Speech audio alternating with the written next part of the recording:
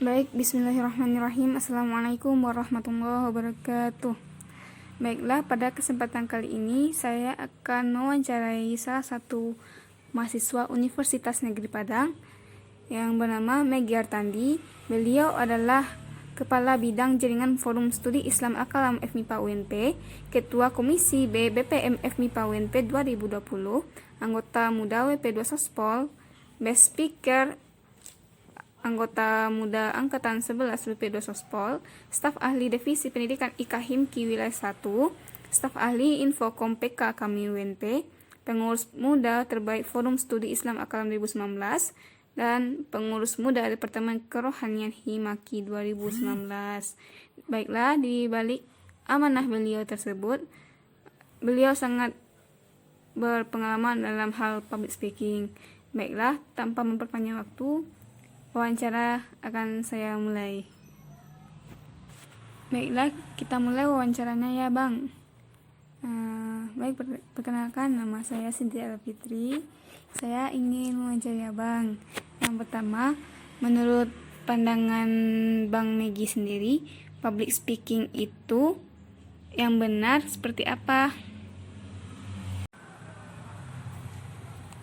Saya pribadi, public speaking yang benar adalah ketika butir-butir pesan yang ingin kita sampaikan kepada pendengar, maka harus tersampaikan secara maksimal. Baiklah, berarti menurut Bang Megi sendiri, public speaking itu penyampaian sebuah pesan kepada para pendengar secara maksimal. Baiklah, pertanyaan kedua, bagaimana cara agar kita dapat menguasai forum di saat berbicara di depan umum? Seperti ini. Untuk menguasai forum sendiri, itu bukanlah hal yang seperti memberikan telapak tangan saja. Jadi di sana butuh latihan. Jadi kita harus sering ikut diskusi dengan teman-teman ataupun dengan dosen ataupun ikut organisasi. Jadi untuk menguasai forum sendiri, kita harus bisa menguasai apa yang ingin kita sampaikan atau materi yang ingin kita sampaikan kepada orang yang harusnya pesan tersebut tersampaikan kepadanya.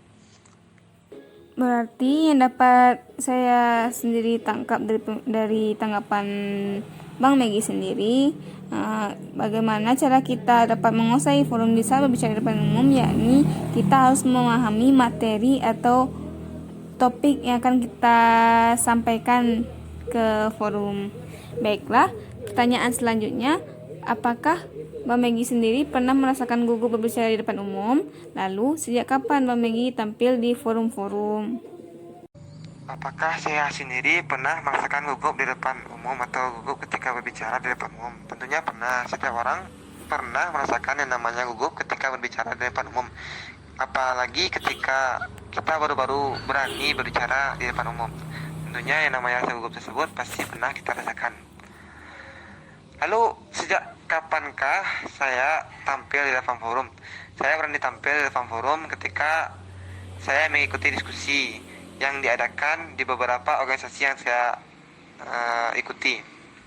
Jadi ketika saya ikut organisasi, saya ikut diskusi, dan di sana saya mulai memberanikan diri untuk berbicara di depan umum. Oh, berarti setiap individu pasti merasakan gugup berbicara di depan umum. Dan Abang sendiri berani tampil di forum ketika Abang masuk ke dalam organisasi yang ada di kampus.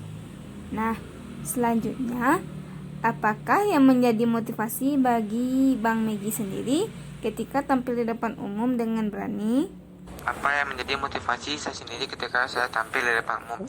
Tentunya dalam kehidupan sehari-hari atau kehidupan bermasyarakat, ada hal yang tidak luput dalam kehidupan kita, yaitu komunikasi.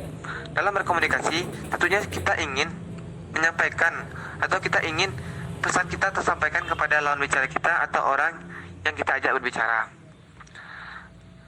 Begitu juga dengan public speaking, tentunya kita ingin menyampaikan pesan kita kepada orang yang mendengarkan pesan kita. Jadi kita tidak berani dalam berbicara di depan umum, bagaimana pesan kita tersebut bisa tersampaikan kepada orang atau khalayak ramai. Jadi itulah yang menjadi motivasi saya sendiri, bagaimana saya bisa berani di depan umum, karena saya ingin pesan saya yang ingin saya sampaikan kepada orang bisa tersampaikan secara maksimal. Baiklah, berarti itu motivasi dari Bang Megi sendiri agar dapat berani tampil di depan umum. Nah, ini pertanyaan yang terakhir, Bang. Adakah trik tertentu menurut Bang Megi dalam mempelajari public speaking yang mudah dan tentunya cocok untuk orang-orang yang masih belajar dalam hal tersebut? Adakah trik tertentu menurut saya pribadi dalam mempelajari public speaking? Ya, sebenarnya seperti yang saya sampaikan di awal tadi, public speaking bukanlah hal yang bisa satu atau dua kali langsung terrealisasikan dengan bagus. Tentunya di sini butuh latihan yang rutin. Jadi, trik pertama untuk kita mempelajari public speaking yang bagus atau kita bisa berbicara dengan lancar di depan umum, tentunya kita yang pertama butuh latihan. Jadi, ketika kita sudah berlatih, kita sering berbicara di depan umum, maka itu menjadi kebiasaan yang bisa kita realisasikan makin lama makin bagus. Tentunya dalam kita berlatih kita butuh wadah. Maka wadah tersebut adalah organisasi. Maka silakan rekan-rekan semua ikut organisasi, karena di sanalah ajang kita untuk berbicara, ajang kita untuk berdiskusi, ajang kita untuk merealisasikan hal-hal atau pesan-pesan yang ingin kita sampaikan kepada khalayak ramai. Lalu trik yang kedua yaitu dengan membaca buku atau kita mempunyai literasi yang bagus atau literasi yang banyak. Jadi ketika kita sudah sering membaca buku atau banyak mempunyai referensi buku, secara tidak langsung otak kita akan merekam pilihan-pilihan kata yang bagus, sehingga ketika kita berbicara kita mempunyai kosakata yang banyak dan kita kaya akan kosakata tersebut. Jadi dalam berbicara pun kita butuh pilihan-pilihan kata yang bagus. Itu tuh didapat dengan cara kita perbanyak membaca, perbanyak kita mencari referensi-referensi yang bagus. Lalu yang ketiga yaitu mental. Jadi itu yang mungkin saya sampaikan. Yang pertama sering berlatih, yang kedua literasi yang bagus, yang ketiga mempunyai mental yang bagus. Baiklah, yang dapat saya tangkap dari Bang Megi sendiri yaitu trik tertentu menurut Bang Megi dalam mempelajari public speaking, yakni sering melatih, yang kedua literasi yang bagus, yang ketiga mental yang bagus. Baiklah, terima kasih kepada Bang Megi yang bersedia menjadi narasumber saya pada hari ini.